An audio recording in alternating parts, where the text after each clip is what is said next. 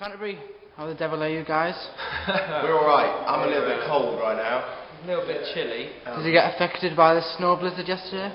Affected in the way that it somehow managed to not get 50 people to our show in Sheffield last night. Ooh. But I wouldn't have noticed that 50 people were missing out on the show, honestly. I don't really know how 50 more people would have fit in that venue. But other than that, we had to park slightly differently with our van. Yeah, we got stuck on a curb.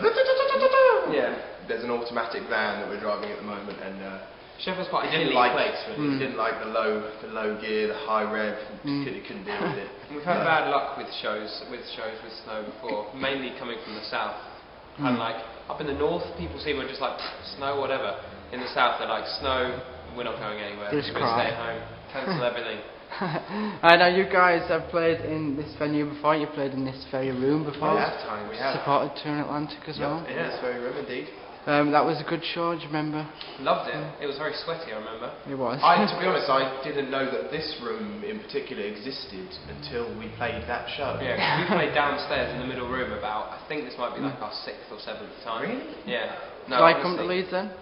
Lovely. Love Leeds. Yeah. No, Leeds treats us very well.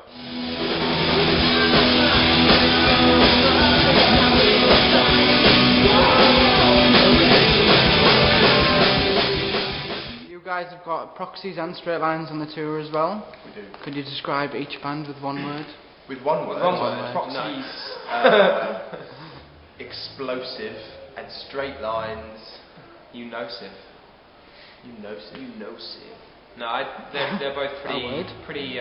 Straight lines are just, I don't know, just a pretty good rock band, really. Like nothing more, nothing less, but in a very, very good way. Yeah. Proxies are. I think they're more. They're more than just a rock band. Yeah, but like they're kind of just like.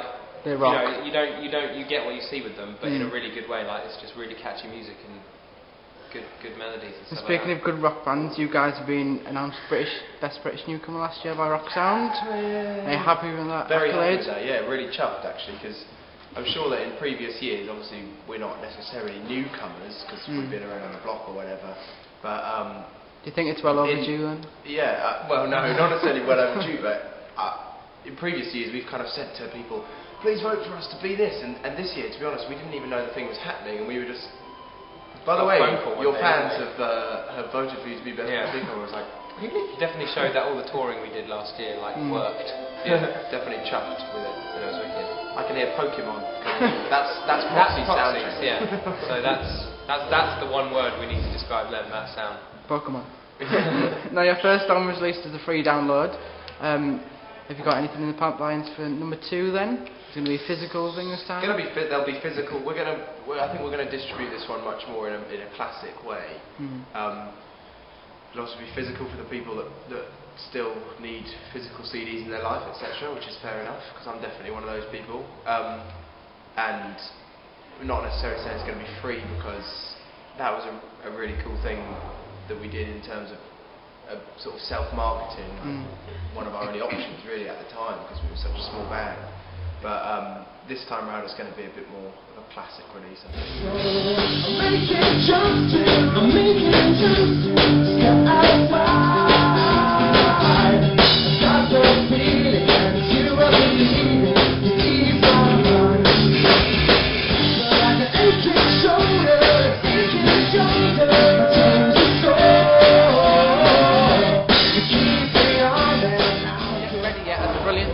Gangsters in there? Yeah.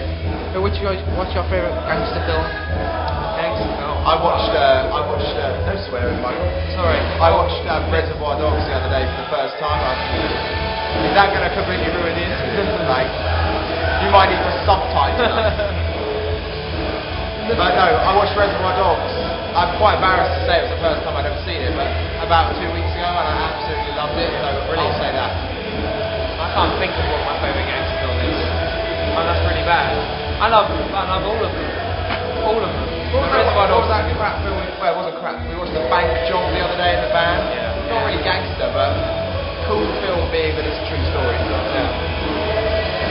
Now, who would you guys have you play in a movie if you had a Canterbury movie out there? Who would pay us? Yeah. Oh wow.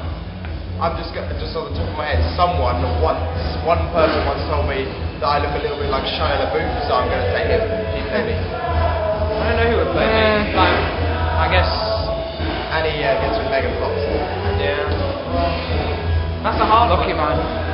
Who would I like to play me? Like George Clooney or something like that? A little bit old. Exactly. What about Channing Tatum? Yeah, Channing Tatum. It's definitely body-wise, I think he's the best match.